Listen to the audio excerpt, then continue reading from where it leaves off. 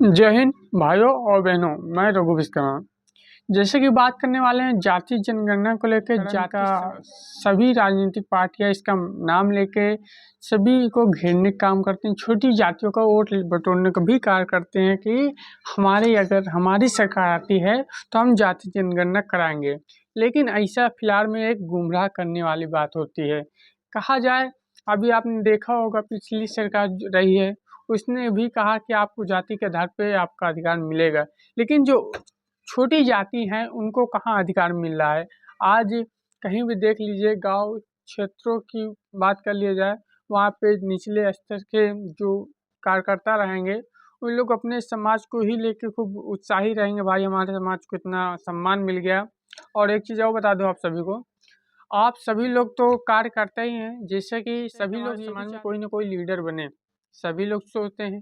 लेकिन लीडर के साथ साथ आपको सिर्फ प्रचार प्रसार में ही लगाया जाएगा, आपको भी अधिकार कब मिलेगा।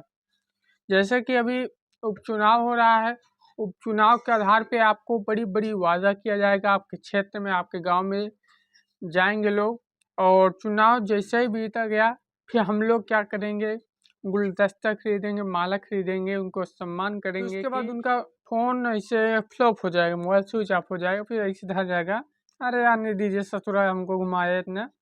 तो सबसे बड़ी बात यह है कि भाई जाति जनगणना होना ही चाहिए। जैसे मैं कहा था 29 सितंबर जो माननीय डॉक्टर वीरेंद्र विश्वकर्मा जी एवं जो उभरती हुई पार्टी है युवा साथियों का भरोसा है, लोक जन सोशलिस्ट पार्टी के राष्ट्रीय अध्यक्ष, मतलब 29 सितंबर जो पिछड़ा दलित एवं अल्पसंख्यक का विशाल जनसभा था, उस दौरान डॉक्टर वीरेंद्र विश्वकर्मा जी ने एक वादा भी किया है, अगर सरकार हमारी आती है तो जाति जनगणना का समीकरण जरूर होगा। ये तो सच है, कई राजनीतिक पार्टी इसका गुमराह तो करती हैं, लेकिन मैं इसका पूरा फंडा बताऊंगा कि लोक जन सोशलिस्ट पार्टी इस काम को कैसे आगे बढ़ाएगी, मतलब डॉक्टर वीरेंद्र विश्वकर्मा जी जो वादा किए हैं वे वादों को कैसे पूरा करेंगे, आखिरी तक बताऊंगा।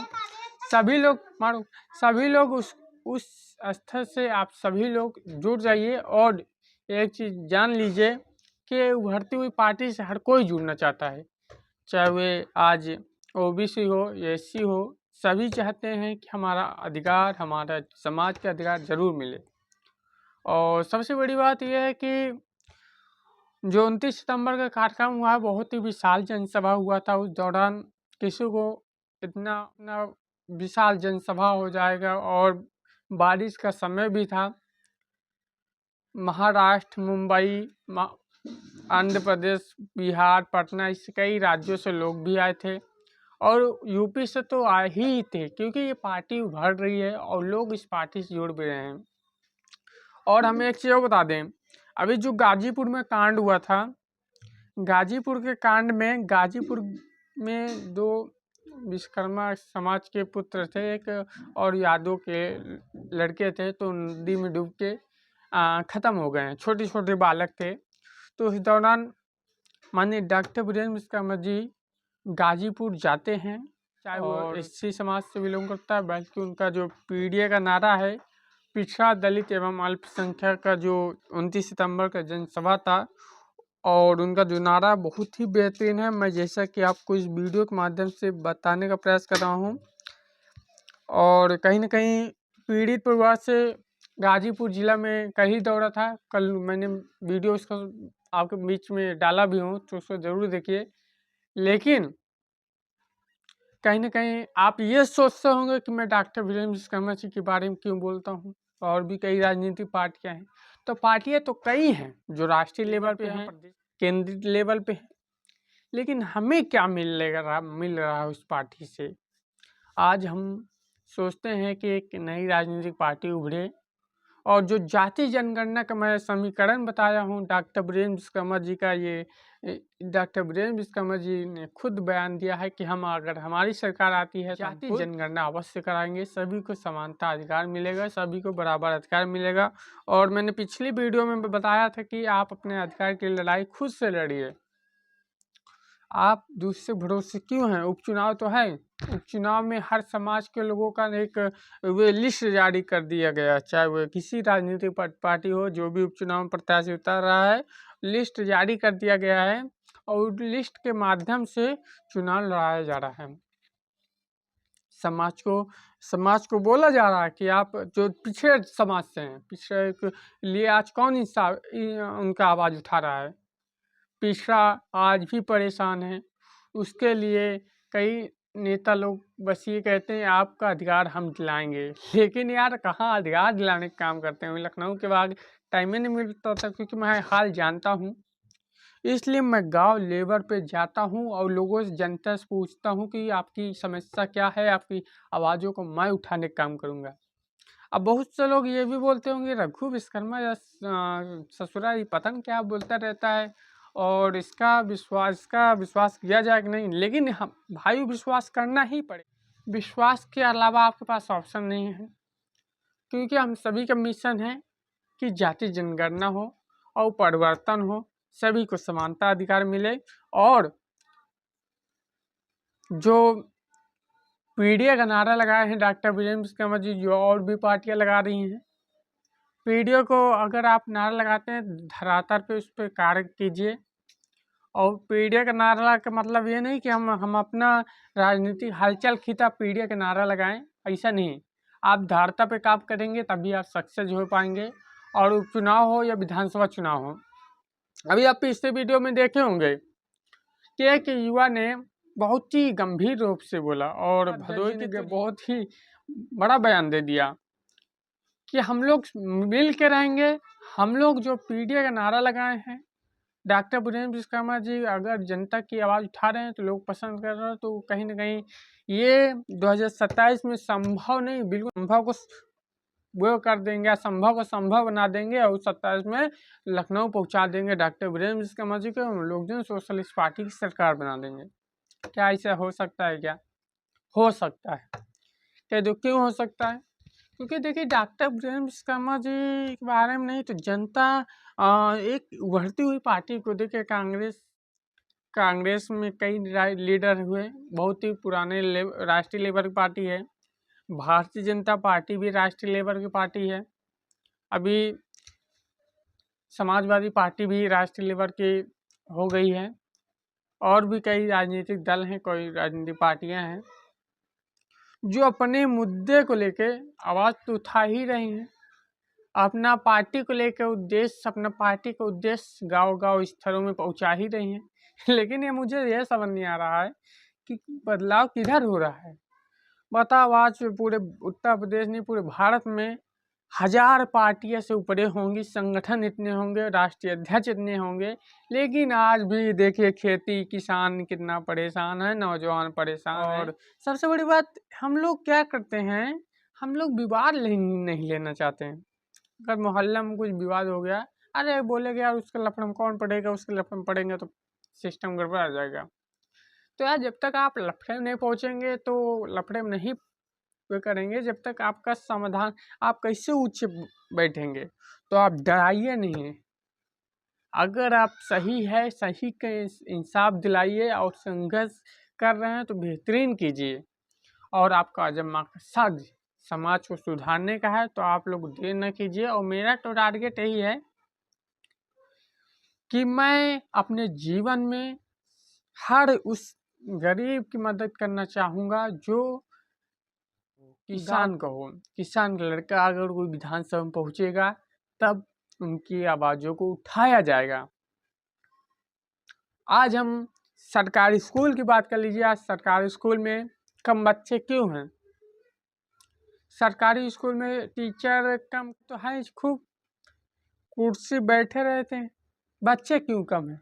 वहाँ से बच्चे कैसे गायब हो गए? तो ये बच्चे गायब होने की वजह यही है कि वहाँ पे पढ़ाई उढ़ाई अच्छी नहीं हो पा रही होगी, एजुकेशन सही से नहीं मिल पा रहा होगा। देखिए जब तक या टीचरों अच्छे से नहीं पढ़ाएंगे वहाँ संविधान के बारे में और पूरा रूल्स नहीं बताएंगे, और जो भी प्राइवेट, आज प्राइवेट क्यों सक्सेस हो रहा है? क्योंकि प्राइवेट में आज लोग 7,000 6,000 की नौकरी के लिए भी तरस रहे हैं। इंटर पास कर के भी बच्चे नौकरी के लिए तरस रहे हैं। ये बहुत ही गंभीर रूप है। हमारे यूपी के लिए नहीं है, पूरे भारत की बात बता रहे हैं। बम्बई में 6,000, और होटल की तो बात ही कीजिए। होटल में हमारे नौजवान, हमारे युवा साथी जिसकी उम्र भी नहीं है काम करने का, वो भी जाके 6,000 रुपये में बर्तन धुलते हैं और ये करते हैं, मजबूरी रहती है। उस मजदूरी को हम कैसे दूर करेंगे भाइयों? मेहनत करेंगे, दिन रात एक करेंगे। आपसे मैं एक चीज़ मांग रहा हूँ, आप अपना कीमती समय दीजिए, मैं आपका का अधिकार दिलाने का काम करूँगा। पूरे यूपी नहीं, पूरे भारत की बात बता रहा हूँ, देश की। हम लोग देखिए, हम लोग कार्य कर सकते हैं, हौसला बढ़ाएं तब। अब भाई हौसला ही नहीं बढ़ाएंगे तो कैसे कार्य कर पाएंगे? तो हमारा टारगेट है, देखिए हमारा टारगेट है, हर उस भाई की सपोर्ट किया जाए जो भाई पिछड़ा जाति से हो, उसको शिक्षा व्यवस्था एजुकेशन में दिक्कत होती है, तो हम लोग चाइल्ड लाइन से संपर्क करके उससे सपोर्ट कराए। संस्था जो चलती है उनसे मिलाया जाए। अध्यक्ष हैं, कई संस्था चलती हैं, तो उन लोगों से उनको सपोर्ट किया जाए। लेकिन एक चीज़ मैं मान लिया हूँ कि 2027 में पूरे युवा आर्डर यूपी की युवा वर्ग ठान लिए, तो 2027 में लोकजन सोशलिस्ट पार्टी जरूर बनेगी, क्योंकि इसका जनाधार पूरे 75 जिले। और मैं लोकजन सोशलिस्ट पार्टी का प्रचार प्रसार इसलिए नहीं करता हूँ कि ये सिर्फ दिखावटी है, बल्कि इंसाफ भी दिलाने का काम करती है। डॉक्टर वीरेंद्र विश्वकर्मा जी गाजीपुर, बनारस, देवरिया ऐसे कई जिलों में जाते हैं, सर्वे करते हैं, समाज में जो दुख तकलीफ होता है उनको साथ भी देते हैं। आज जो विधायक भी होंगे ना, वो भी नहीं करेंगे ऐसे। तो मेरा मानना है कि डॉक्टर वीरेंद्र विश्वकर्मा जी जैसे प्रदेश में मंत्री होने चाहिए, विधायक तो होने चाहिए। जब ऐसे मंत्री बन जाएंगे ना, तो ऑटोमेटिक सिस्टम सही चलेगा, सिस्टम में सुधार होगा, परिवर्तन होगा, रूल्स सही से कार्य करेंगे और सभी को बराबर सम्मान मिलेगा। अगर ऐसे लखनऊ में मंत्री बैठ जाते हैं, तभी जनाधार बढ़ेगा, युवाओं को नौकरियां मिलेगी। और डॉक्टर वीरेंद्र विश्वकर्मा जी का उद्देश्य यही है कि हम तो पहले तो सबसे बड़ी बात, किसानों की जो समस्या है उसको दूर करेंगे। आज देख लीजिए, दूधे ले लीजिए, दूध में आज इंसानियत भूलते चला जा रहा है। केमिकल मिला के दूध जो पता नहीं क्या क्या आता है, इसको भैंस को खिलाने से दूध ज़्यादा देते हैं लोग। मतलब इतने स्वार्थी हो गए हैं कि जानवरों को भी बेकार कर रहे हैं, साथ में जो हम लोग हैं, हम लोग भी बेकार हो रहे हैं। तो दूध आप भी जाते हैं, एक कोई आता है, उसको चारा में डाल के दो, वो भैंस दूध देगी। अब बताओ भैया, हुआ का आदमी मान लो 1 महीना खा ले तो बीमार हो जावे करें। तो ऐसे कई केमिकल आने लगे हैं मार्केट में, तो इस सभी से हमसे आना है। और ये ध्यान रखना है कि किसान जो पहले खेती करता था उसको उस समय समस्या नहीं होती थी, तो इस समय समस्या क्यों होती है? हम लोग अपना देश आगे बढ़ा सकते हैं, लेकिन हम लोग क्या कर रहे हैं, किसानों को नहीं ले पा रहे हैं। आज अगर विधानसभा में किसान पहुंच जाए ना भाइयों, तो अवश्य ही उन किसानों की सुरक्षा करेगा, सुरक्षा के बारे में सोचेगा। और नौजवान अगर पहुंच जाता है तो नौजवानों को रोजगार के लिए सोचेगा। जैसे कि मैं बताया, उन किसानों की सुरक्षा करेगा, सुरक्षा के बारे में सोचेगा। और नौजवान अगर पहुंच जाता है तो नौजवानों को रोजगार के लिए सोचेगा।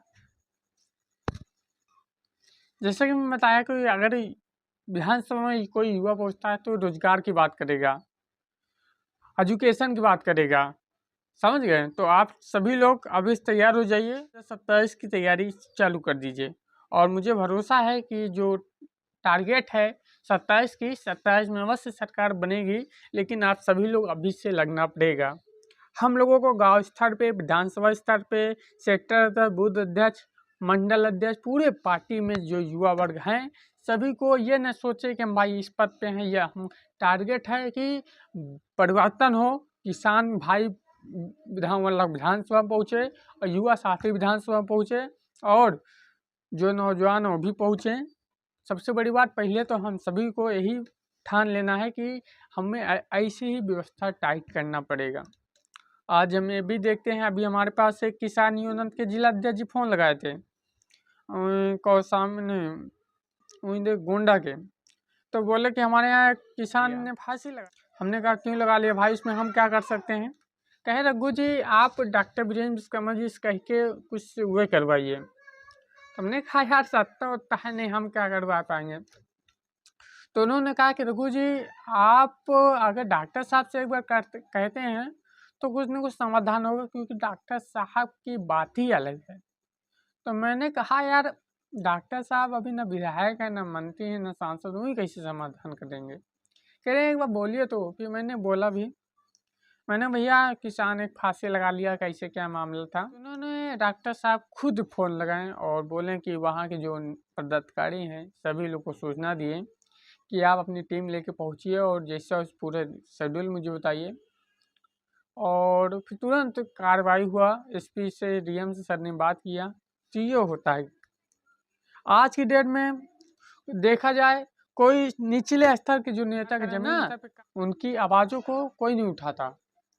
मीडिया सीडिया भी, अरे भाई मैं भी मीडिया से हूँ तो मीडिया को गलत नहीं कहूँ, लेकिन कहीं कहीं ना कहीं धरातल पर अगर मीडिया उस चीज़ को नहीं दिखाती है तो गलत लगता, अच्छा नहीं लगता।